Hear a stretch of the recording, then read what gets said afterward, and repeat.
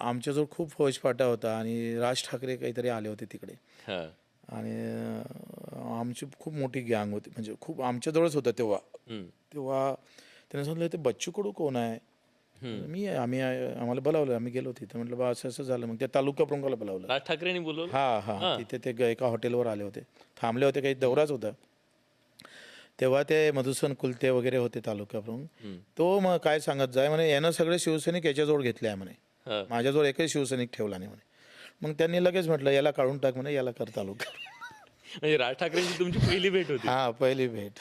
पहिल्याच भेटीमध्ये त्यांनी तुम्हाला गिफ्ट दिलं. हां मग मी तालुका प्रमुख झालो आणि मग त्यांचा एक मोठं आंदोलन होतं राज ठाकरेंनी घेतलेलं त्या नागपूरला. त्याच्यात माझ्या विदर्भातून सगळ्यात जास्त मी आमचे विद्यार्थी नेले होते.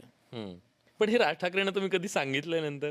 नाही नंतर काही, आता ही पहिली वेळ बोललो मी असं. तुम्ही पहिल्यांदा बोललाय. पहिल्यांदा बोललो. क्या बात आहे.